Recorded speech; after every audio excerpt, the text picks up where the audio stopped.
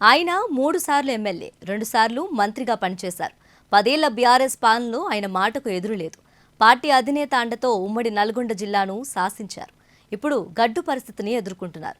లోక్సభ ఎన్నికల వేళ కేడర్ తనను లైట్ తీసుకుంటుండటంతో ఏం చేయాలో తెలియక దిక్కుతోచిన స్థితిలో ఉన్నారు. 2 ఎంపీ సీట్ల గెలుపు సంగతి పక్కన పెడితే డిపాజిట్ కూడా దక్కుతుందో లేదోనన్న భయం పట్టుకుంది. ఇంతకు ఆ నేత ఎవరో తెలుసుకోవాలనుకుంటే ఈ స్టోరీ చూడాల్సిందే.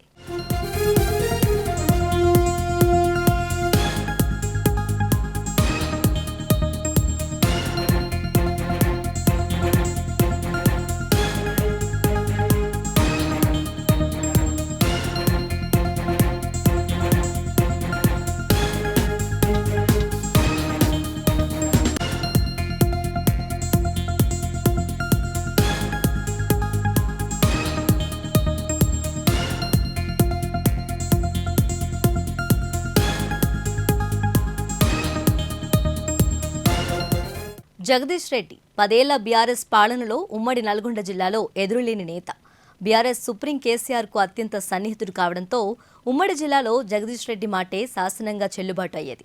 ఉద్యమకాలం నుంచి కేసీఆర్ వెంటే ఉండడంతో జగదీష్ రెడ్డికి 2 సార్లు మంత్రి పదవి దక్కింది. దీంతో దశాబ్దం పాటు పార్టీ పరంగానూ ప్రభుత్వ విషయాల్లోనూ ఉమ్మడి నల్గొండ జిల్లాలో జగదీష్ రెడ్డి హవానే నడిచింది.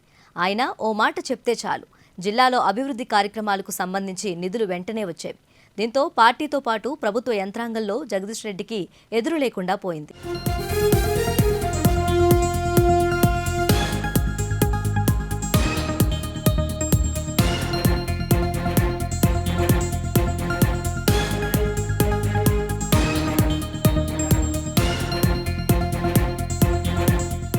ఉమ్మడి నల్గొండ జిల్లా బీఆర్ఎస్లో జగదీష్ రెడ్డి నియంతృత్వంగా వ్యవహరించారన్న విమర్శలున్నాయి. ఒంటెత్తు పోకడలతో ఉద్యమ పార్టీని భ్రష్టు పట్టిస్తున్నారని హైకమాండ్కు పలువురు నేతలు ఫిర్యాదు చేసినా లాభం లేకపోయిందట. తన ఇమేజ్ను పెంచుకోవటమే తప్ప పార్టీ లీడర్ను, కేడర్ను పట్టించుకున్న పాపాన పోలేదట. ఉమ్మడి నల్గొండ జిల్లాలో ఉద్యమకారులు, బీసీ నాయకులు ఎంతో మంది ఉన్నప్పటికీ వారిని రాజకీయంగా ఎదగనివ్వటం లేదట.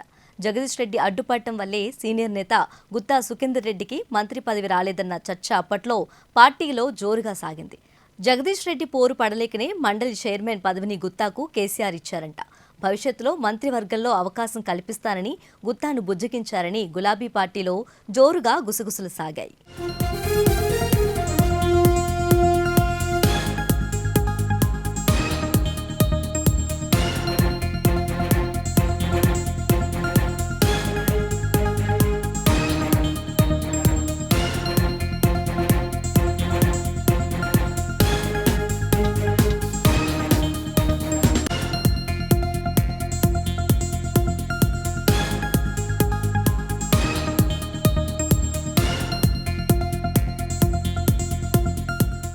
ఇక 2018లో బీఆర్ఎస్ రెండోసారి అధికారంలోకి రావడంతో జగదీష్ రెడ్డి అరాచకాలకు అంతులేకుండా పోయిందట.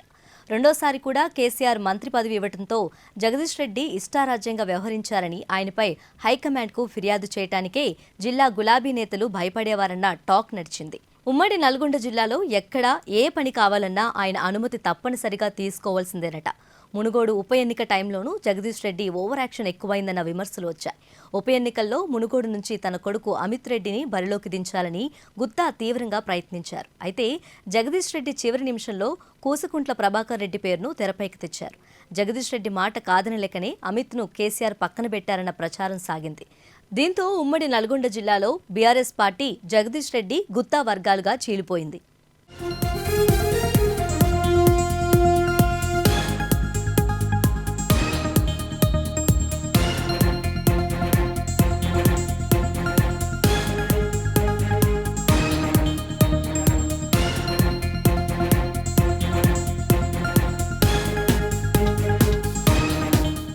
రెండు 2023 అసెంబ్లీ ఎన్నికల్లో బీఆర్ఎస్ ఓటమి పాలై కాంగ్రెస్ అధికారంలోకి వచ్చింది.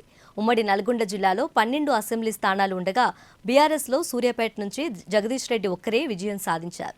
బీఆర్ఎస్ అధికారం కోల్పోయిన పార్టీలో మాత్రం జగదీష్ రెడ్డి హవా తగ్గలేదు. ఉమ్మడి జిల్లాలో తానొక్కడే గెలవడంతో ఆయన డామినేషన్ మరింత ఎక్కువైంది. పార్లమెంట్ ఎన్నికల్లోనైనా తన కొడుకు అమిత్కు ఎంపీ సీటు ఇవ్వాలని గుత్తా సుఖేందర్ రెడ్డి జోరుగా ప్రయత్నాలు చేశారు. నల్గొండ లేదా భువనగిరిలో ఏదో ఒక టికెట్ ఇవ్వాలని కేసీఆర్ను కోరారు. ఇక్కడ కూడా గుత్తా ప్రయత్నాలకు జగదీష్ రెడ్డి వర్గం బ్రేక్ వేసిందన్న ప్రచారం సాగింది. పట్టుబట్టి మరీ నల్గొండ ఎంపీ టికెట్ను కంచర్ల కృష్ణారెడ్డికి ఇప్పించుకున్నారు. అటు భువనగిరి టికెట్ క్యామా మల్లేష్కు దక్కింది.